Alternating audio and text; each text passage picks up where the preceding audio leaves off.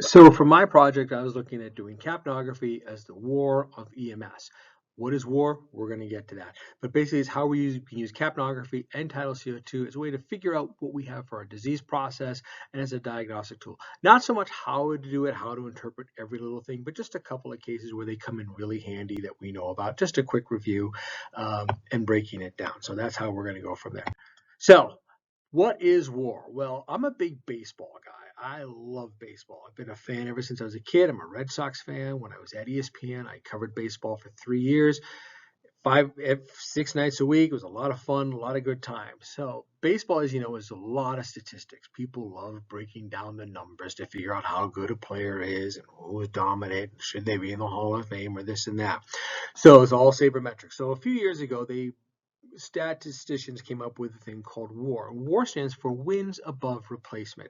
And what this does, it's measuring a player's value in all the facets of the game. They figure out how many more wins they're worth compared to a replacement player at that same position. So it can be a minor leaguer, a free agent available at the same time. The idea is that it's quantifying each player's value in terms of the specific number of wins that that player can bring. It factors in position placement. So a shortstop is going to have much more value for wins than a first baseman or a second baseman. A catcher is going to have higher value than an outfielder.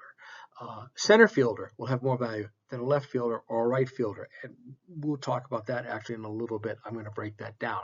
So this is a way for people to try to figure out who's the great, who's the best, this and that. And we have here the all-time WAR leaders for Major League Baseball. First off, Babe Ruth. Very few people do not know who Babe Ruth is, and I think that has a lot to do with him as a player. I believe that Babe Ruth is probably the greatest player to ever play the game. People kind of make fun, well, he was so fat and stuff, and it was a different time. He hit 714 home runs. He had a 340 career batting average. The guy knew how to hit, but not only could he hit, he could pitch too. People forget that when he came up with the Boston Red Sox, he was also a pitcher, and he held the record until 1964 for most consecutive shutout innings in World Series play by a left-handed pitcher. So from 1918 to 1964, that's a long time. He also had until 1978, an even longer time, the record for most shutouts in a season by a left-handed pitcher. That was broken by Ron Guidry. That number was 9. Numbers you're really not going to see anytime soon. Again, especially the way the game is nowadays with the committee pitching by committee and short stuff and pitch counts. So that's why I believe that he's a great player. And I think if you follow any part of baseball, if you know any part of baseball, you know a lot of these names on the list. Even if you don't, you know who Babe Ruth is. I'm sure you know who Barry Bonds is. Willie Mays, you probably do. Ty Cobb, great hitter. Henry Aaron, my mind, the home run king. But enough about the baseball. I could go on and on. I won't. Let's get to what we're here for, which is the care. Oh, and it's pronounced Hannes Wagner.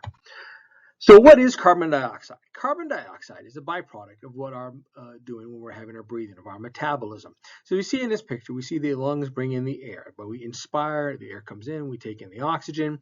It goes into the red blood cells through our lungs, goes down to the organs. The blood cells exchange gases. We give it oxygen for our organs, mainly our brain, our heart, our lungs, our liver, and our kidneys, help keep those functioning.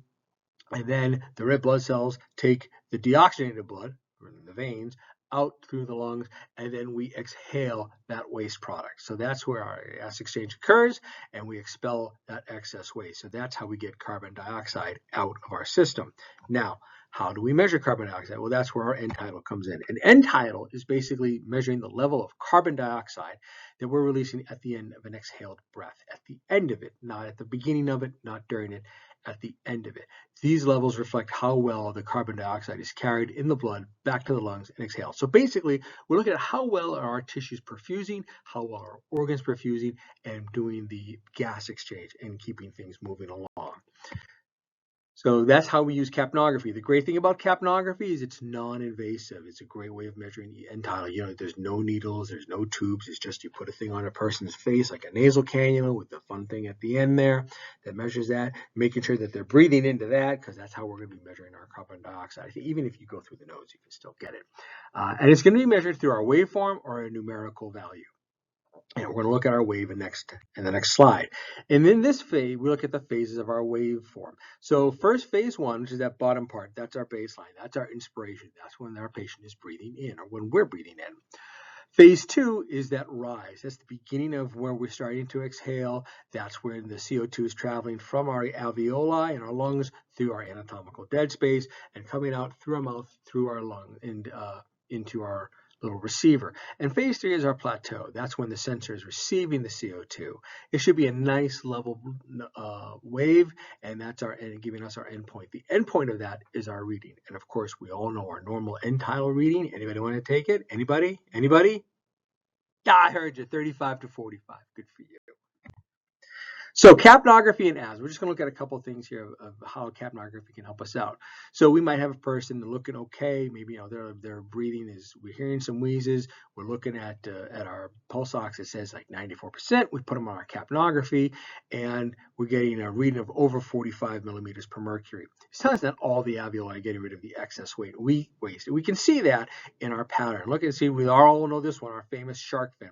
You also notice a lot more than the last one. That's our increased work of breathing. They're breathing more. They're trying to get that carbon dioxide out. It's retaining. That's why the number is going to be so high. They're retaining that carbon dioxide. This is a situation where we're going to be using our bronchodilators to try and open up that airway, get things moving a little bit better. Now, one place where end tidal works really well, we're finding, is in cardiac arrests and using it with our CPR to know how effective our CPR is going, how effective we're in our ventilations, and how effective we are in our tube placement. Do we get our tube in the right spot?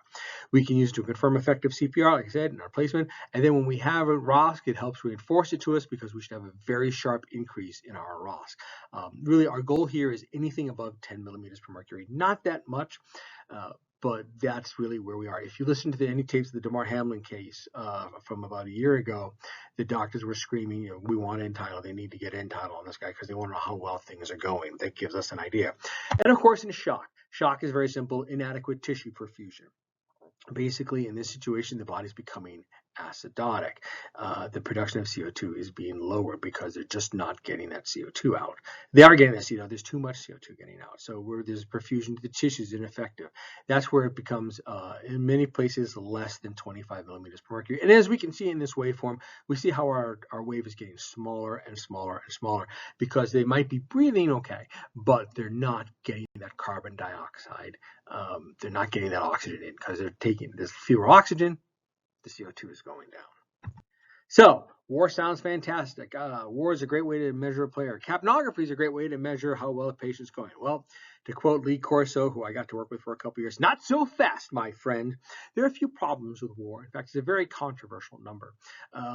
One problem with WAR is it's context neutral. It doesn't take in certain factors. 3 years ago, people were saying that Jose Herrera from the Houston Astros was a more valuable player than Aaron Judge. And this was the Aaron Judge hit 60 home runs and got his team to the playoffs.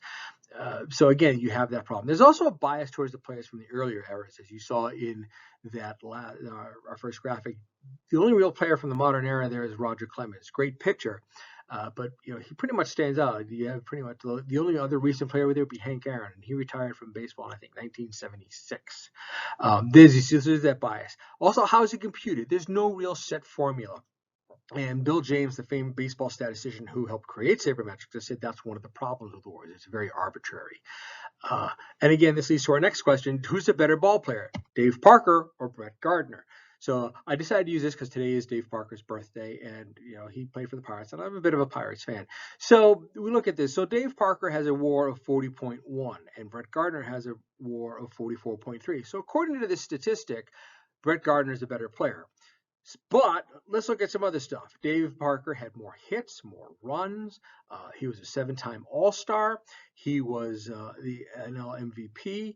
Not only was he a 7-time All-Star, he was the All-Star MVP of the 1979 All-Star game. We don't see that with Brett. And if you ever saw tapes of the 1979 game, you understand why.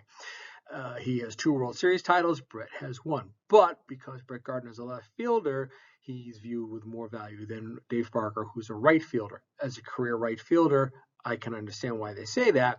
Doesn't mean that it's right. Doesn't mean we're going to agree.